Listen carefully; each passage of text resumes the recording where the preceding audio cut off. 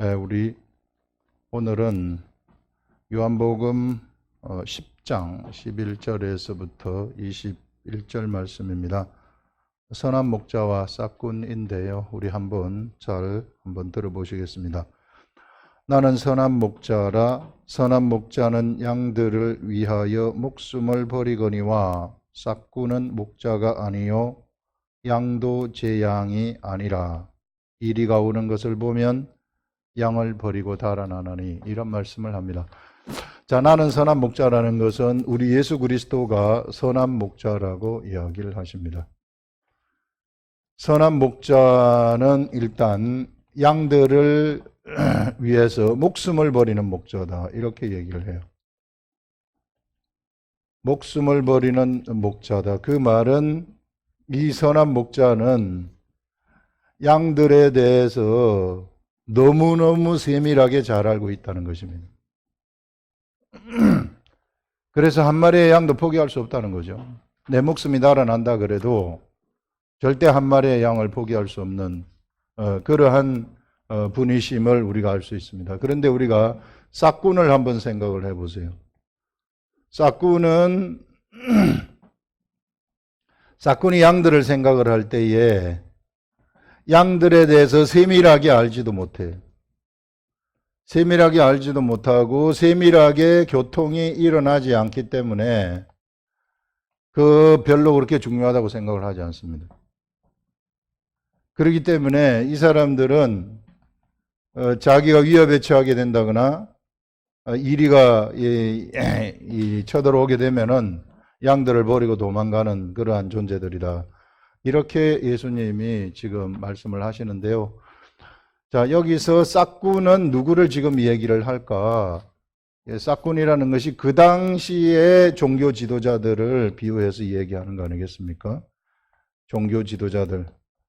그 당시의 종교 지도자들을 보게 되면 그들이 그 유대인들을 지도해가지고 이끌어가는 그 모습, 유대인들을 지도해가지고 이끌어가는 그 모습을 보게 되면 정말 그들이 싹꾼과 같이 이끌어가고 있다는 것입니다.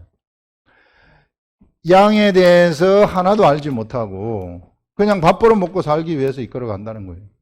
그냥 그들 앞에서 지도자가 되어가지고 내가 너희들의 지도자이다, 나를 따라와라 하는 그런 의식들, 세상에 그 일반적인 그런 정치 지도자나 이런 지도자들처럼 그와 같이 사람들을 이끌어가고 있다는 것이죠. 그런데 예수 그리스도가 양들을 이끄는 모습, 예수 그리스도가 사람들을 이끄는 모습은 절대 그런 것이 아니다. 이게 완전히 다르다는 것을 이야기를 하고 있는 거죠. 그런데 지금의 예수 그리스도는 어떻게 지금 존재하고 있는가? 제가 말씀을 묵상을 하면서 성령님이 깨닫게 해주신 것이 이 부분인데요. 예수 그리스도는 처음부터 로고스의 말씀으로 존재하셨던 분이십니다.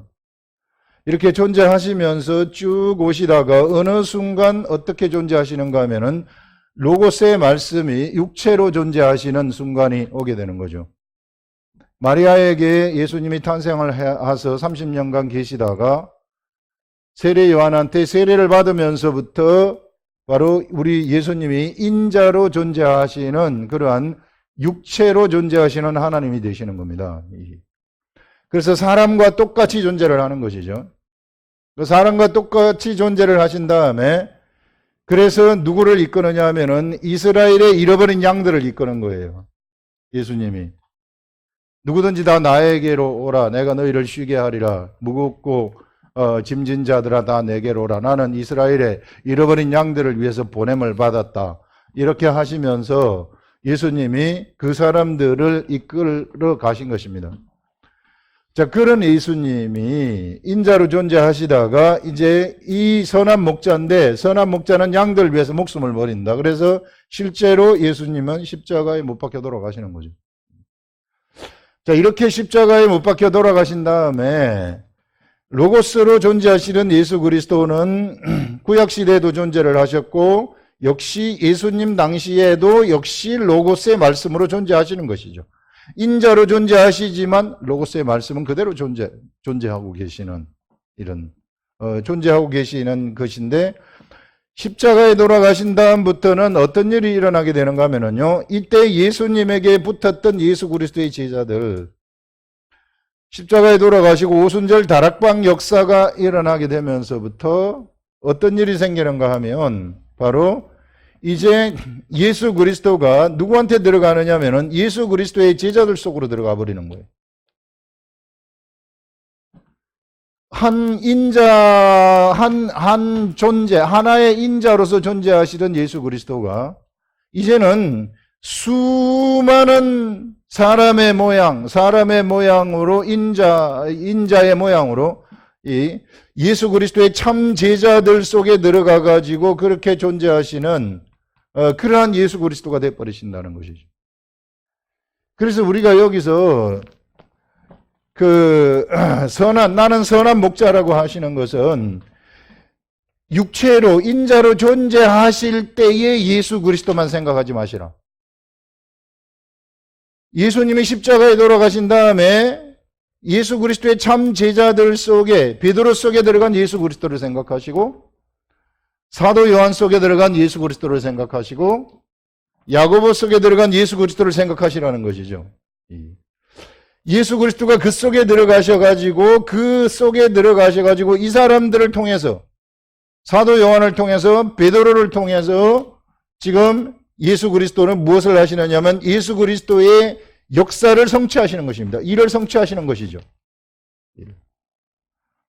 그래서 이제는 어떤 시대가 되어버렸는가 하면은 예수 그리스도의 제자와 예수 그리스도가 하나가 되는 시대가 되어버렸다. 그래서 예수님은 십자가에 못 박혀 돌아가시기 전에 제자들한테 마가의 다락방에서, 오순절 역사도 마가의 다락방에서 일어나지만 돌아가시기 전에 성만찬도 마가의 다락방에서 예수님이 성만찬을 하십니다. 그때에 예수님이 제자들의 말을 시켜주면서 제자들한테 무엇을 주시느냐면은 떡을 주십니다. 떡을 주시면서 이것은 나의 살이니 이 살을 먹어라, 이렇게 얘기를 하시고, 식후에 잔을 가지시고 포도주를 따라가지고 제자들한테 주면서 이것은 나의 피니 언약의 피이다, 이것을 너희들이 마시라, 이렇게 하시면서 예수 그리스도와 예수 그리스도의 제자가 완전히 하나가 됐다는 것을 선포해버리는 거예요. 나의 살이, 내가 주는 이 떡은 나의 살이고, 내가 주는 이 음료는, 나의 피는, 이것은, 이 포도주는, 나의 피이다. 언약의 피이다. 이것을 마시는 순간부터, 이제 너와 나는, 먹고 마시는 순간부터 너와 나는 하나라는 겁니다.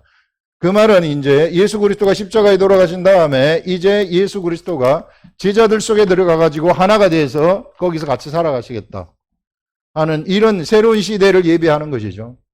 그래서 이 시대의 선한 목자는 어떻게 봐야 되느냐 하면은, 이제 인자로 존재하시는 선한 목자는 우리는 더 이상 볼 수 없어요.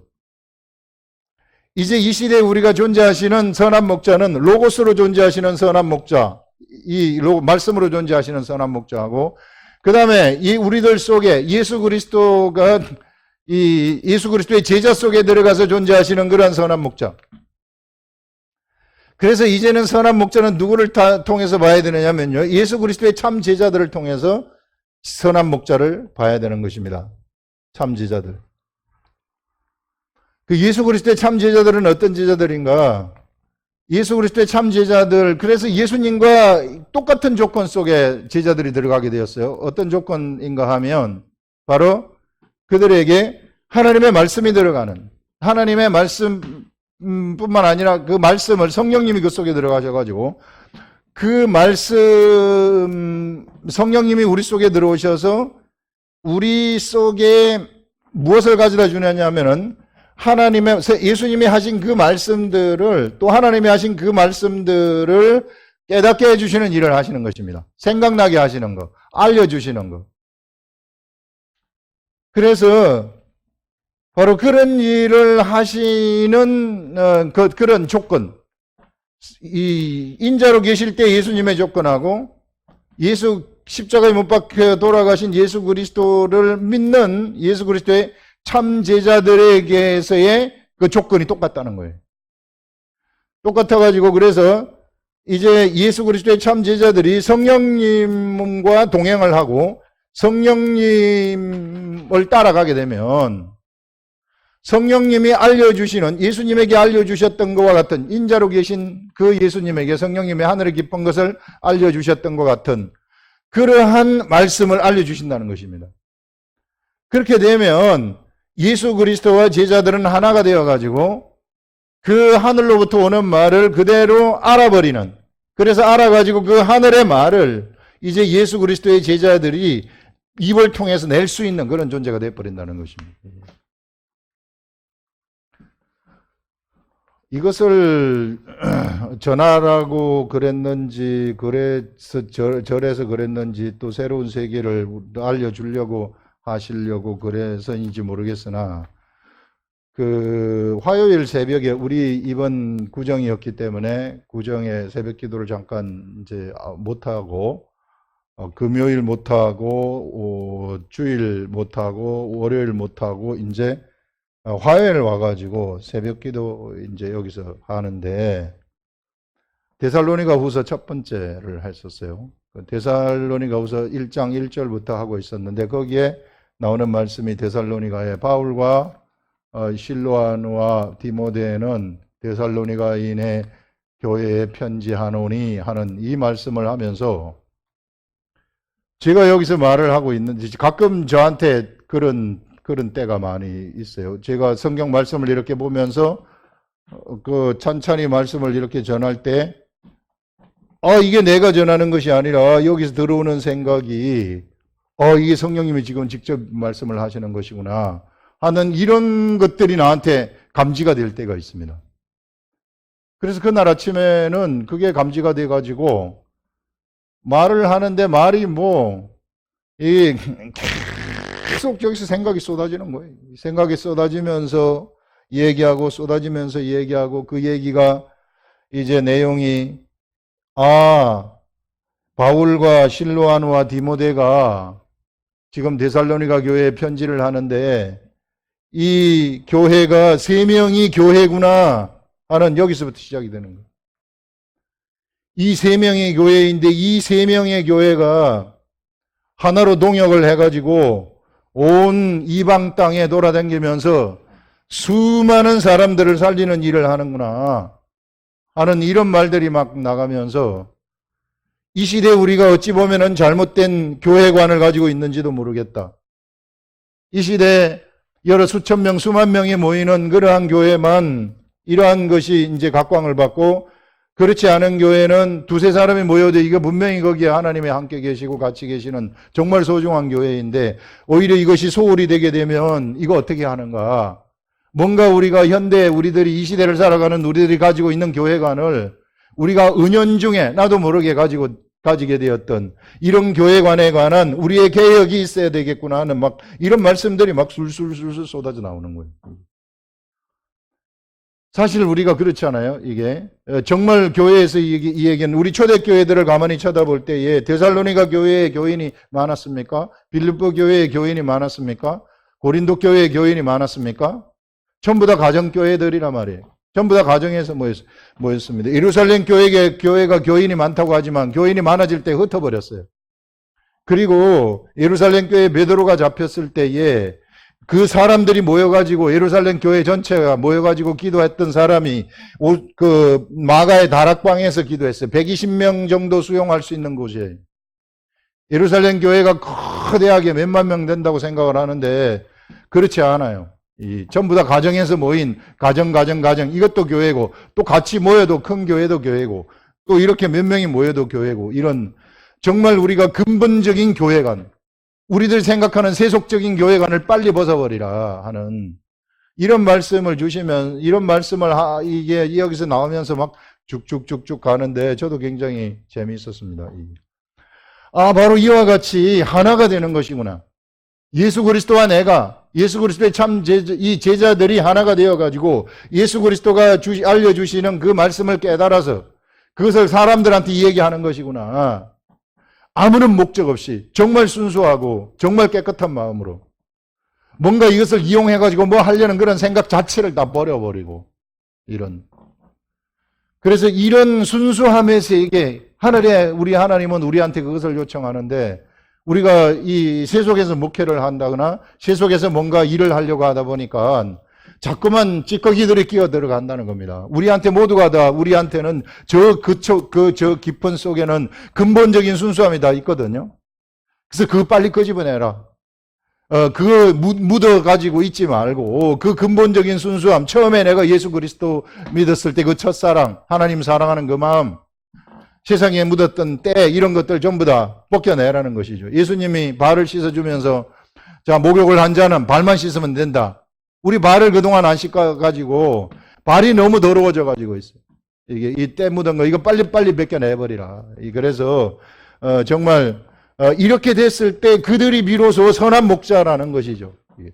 그래서 예수 그리스도가 제자들을 통해서 역사를 하는데 바로 여기에 선한 목자다. 이 시대 우리들의 선한 목자. 그래서 이 시대에는 바로 이런 참 하나님의 제자들, 참 하나님의 사람들, 순수한 사람들, 아무런 정말로 딱 한 가지 목적은 예수 그리스도의 복음 전파하는 이것이 삶의 목적인 사람들, 이런 사람들이 바로 평신도일지라도 그들이 바로 선한 목자의 길을 가는 존재들이구나. 예수 그리스도가 바로 그들을 통해 가지고 선한 목자로 나타나신다는 것이죠. 그래서 하나가 된다는 이것들. 그러면서 여기서 한 가지 생각이 난 것이 뭔가 하면은요, 싹구는 그러면 어떤 자들인가? 아까 여기서 이 얘기했듯이 지금 그 당시에 바리새인, 서기관, 종교 지도자와 같은 자들인데, 이 싹군을 생각하면서 한 가지 생각을 주신 것이 뭔가 하면은요, 다윗하고 사울을 한번 비교해봐라. 이런 생각이 떠오르는 거예요. 가만히 봤을 때, 다윗이라는 사람은 하나님이 내가 다윗을 만나니, 이새의 아들 다윗을 만나니, 만나니 내가 내 마음에 합한 자라. 내가 그를 통해서 나의 뜻을 이루겠다. 이렇게 결심을 하십니다. 하나님이 이제 예수 그리스도를 보내셔야 되는데, 그래서 아브라함을 선택을 하셨잖아요. 이 아브라함을 선택해가지고 아브라함이 이삭을 낳고 이삭이 야곱을 낳고 야곱이 12아들을 낳고 250만의 민족으로 불어나고 사사시대를 거쳐서 가고 있는데 아무리 찾아봐도 누구를 통해서 예수 그리스도를 보낼까 사람이 안 나타나는 거예요. 그런데 사사시대를 지나서 가만히 사사시대를 지나서 한번 볼 때 사무엘 시대에 다윗을 만나니, 정말 다윗을 만나니, 이 다윗을 통해 가지고 내가 내려가야 되겠구나. 예수 그리스도를 내 아들 예수 그리스도를 다윗을 통해서 보내야 되겠구나 하면서 이때 다윗을 보고서 하나님이 생각을 굳히는 것입니다. 예수 그리스도를 보내겠다고. 다윗의 무엇을 봤습니까? 다윗의 그 겸손함을 본 거죠. 다윗의 그 순결함, 순수함을 본 거죠. 그래서 하나님은 이 다윗을 통해 가지고 예수 그리스도를, 다윗의 가게에서 예수 그리스도를 보내시는, 사실상 다윗이 엄청난 하나님의 역사를 성취하는 것이죠. 세상에서 인류 구원을 위한, 인간 구원을 위한 인류 역사를 다윗이 성취해버리는, 무엇이 성취했습니까? 다윗의 겸손이 성취를 하는 것입니다. 그 겸손이라는 것은 무엇인가? 사울을 보세요. 첫 번째 왕으로 임명이 된 사람은 사울입니다. 기름 부음을 받았어요, 사울이. 사무엘로부터. 그런데 사울은 어떻게 했습니까? 하나님이 주셨던 그 하나님의 나라, 이스라엘 나라죠. 이스라엘 나라를 어떻게 했습니까? 사울은 자기 사유화 시켜버렸어요. 직걸로 생각해버렸단 말입니다. 사유화 시켜가지고 이 사울을 통해서는 도저히 하나님의 나라를 하나님이 어떻게 지시를 할 수가 없는 거예요. 지 마음대로 하기 때문에. 하나님의 기업 아닙니까? 하나님이 주신 엄청난 기업을 이끌어가려고 준 왕의 자리인데, 하나님이 앉아야 될 그 자리에 사울을 앉힌 것인데, 사울이 지 마음대로 그것을 이끌어가니까, 그래서 사울을 폐위시켜버리는 거 아니겠어요? 여러분, 이 농부의 비유. 포도원을 이제 아름답게 지어놓고, 이게 새를 사람들한테 준 다음에 멀리 타국으로 가서 누구를 보내냐면은 소작료를 받기 위해서 종을 보냈더니 그 일하는 사람들, 소작하는 사람들이 이 종을 죽이고 나중에 아들을 보냈더니 이 아들은 상속자니 내가 이 아들 우리 죽여버리고 이 포도원을 우리가 탈취하자. 이렇게 생각했었던 자들, 그들이 누굽니까? 유대인들 아니에요. 마지막 예수 그리스도 시대에 있었던 그 유대인들. 그래서 그들이 그 버림을 받는 거 아닙니까? 유대인 종교 지도자들 아닙니까? 사울 아닙니까? 이 시대에 우리가 하나님이 우리한테 주신 기업이 있다는 거예요. 누구든지 예수 그리스도를 믿는 사람들한테는 하나님이 기업을 다 줍니다. 여러분 이스라엘 백성들 보십시오. 여호수아가 가나안 땅을 정복을 했을 때 한 사람도 빠짐없이 가나안 땅의 기업을 다 받았어요. 그 말은 우리가 이 시대에 모두가 예수 그리스도를 믿으면 영적 가나안 땅으로 다 들어오게 된 겁니다. 영적 가나안 땅으로 다 들어왔다는 것은 누구든지 그런 기업을 다 받았다는 겁니다. 여러분, 내가 가지고 있는, 여러분들 하나하나 한 사람 한 사람이 가지고 있는 그 기업이 무엇인지를 빨리 찾아내시라는 거예요. 그 기업을 하나님이 주셨는데 그거 절대 소홀히 하게 생각하지 마시라. 이게 손톱 밑에 때만큼 그렇게 생각을 해버리지 마시라는 거예요. 이게. 다윗은 그것을 최고로 생각을 했어요. 그 기업을 너무나도 소중하게 생각을 했어요. 그런데 사울은 그 기업을 자기 것으로 이용해 먹어버렸어요. 자기 기업을 갖다가, 하나님이 주신 기업을 갖다가 이게 하나님과 상의해가지고 하나님이 시키는 대로 그 기업을 이끌어가야 되는데 거기에 권력이 있었기 때문에, 거기에 세상 권력이 있었기 때문에 사울은 그 세상 권력을 가지게 되었고, 거기에 세상에 돈이 있었기 때문에 세상의 돈을 탐하게 되었고, 거기에 세상의 명예가 있었기 때문에 세상의 명예를 그걸 가지고 탐했단 말입니다.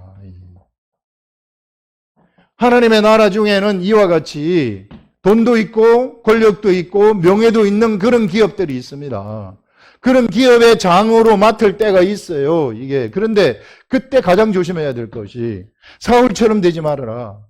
버림받는다는 겁니다. 평생을 내가 이런 자리에 올라가가지고 하나님의 일을 했다고 하지만 너는 너가 세상에 있을 때 다 받았다. 더 이상 받을 게 없다. 이렇게 평가하실 수 있다는 겁니다.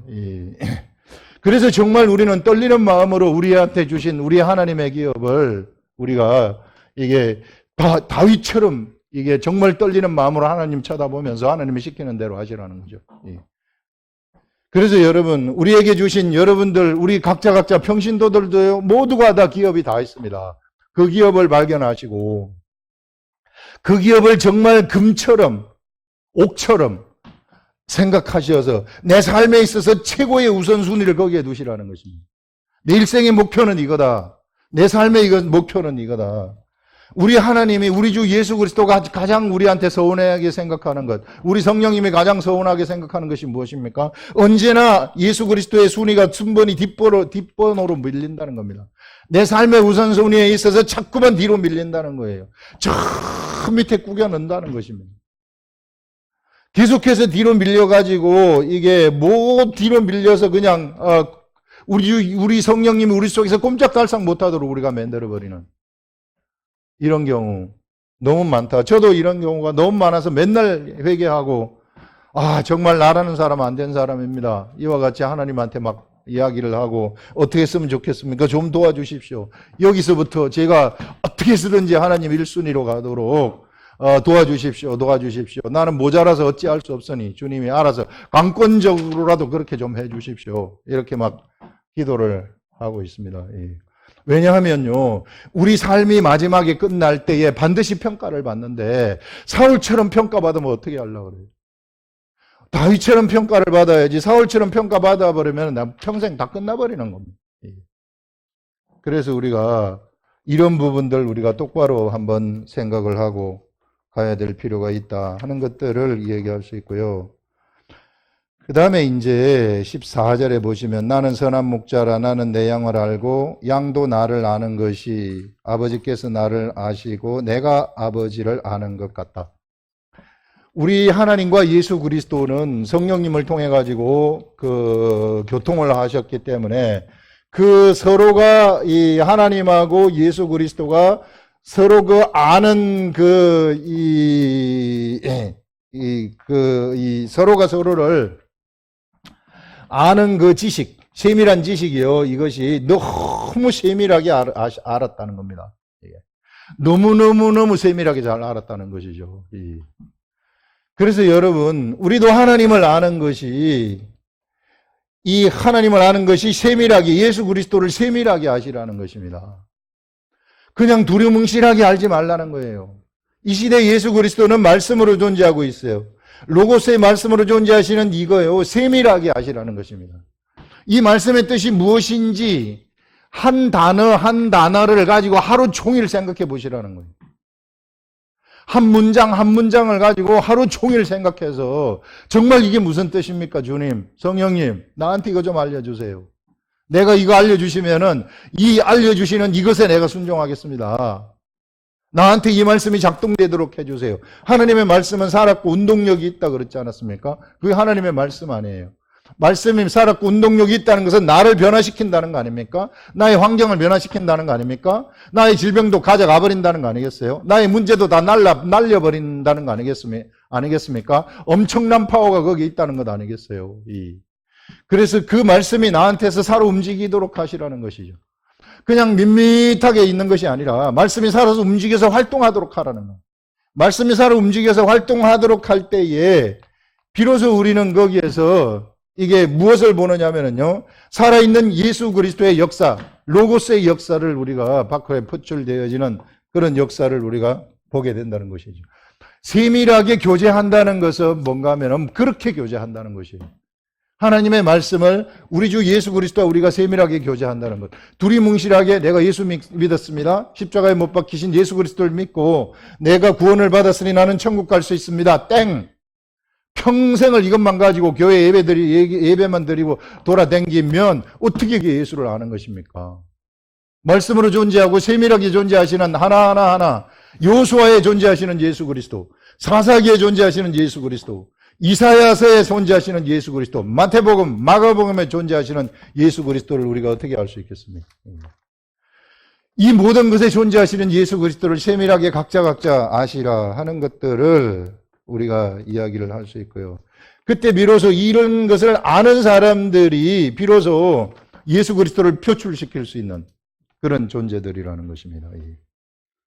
16절에 보시면 또 우리에 들지 아니한 다른 양이 내게 있어 내가 인도하여야 할 터인데, 우리 예수님한테는 우리에 들지 아니한, 원래 유대인들 무리를 우리에 들여가지고 그들을 구원하려고 했으나 이제 우리에 들지 아니한 누가 있습니까? 이방인들이 있다는 거죠. 이제 이방인들을 구원하는 시대가 온다. 이제 이것을 예수님이 처음으로 사람들 앞에서 선포하는 것이죠. 그래서 내가 이방인 구원으로 가겠다. 그래서 우리도 그래서 그 이방인 구원에 포함이 되어가지고 지금 우리들이 구원되어서 예수 그리스도의 제자들이 되어가지고 살아가고 있는 것입니다. 그러면서 무리가 되어 한 목자에게 있으리라. 내가 목숨을 버리는 것은 그것을 내가 다시 얻기 위함이니 이로 말미암아 아버지께서 나를 사랑하시느니라. 우리 주 예수 그리스도가 목숨을 버리시는 거 한번 생각을 해보십시오.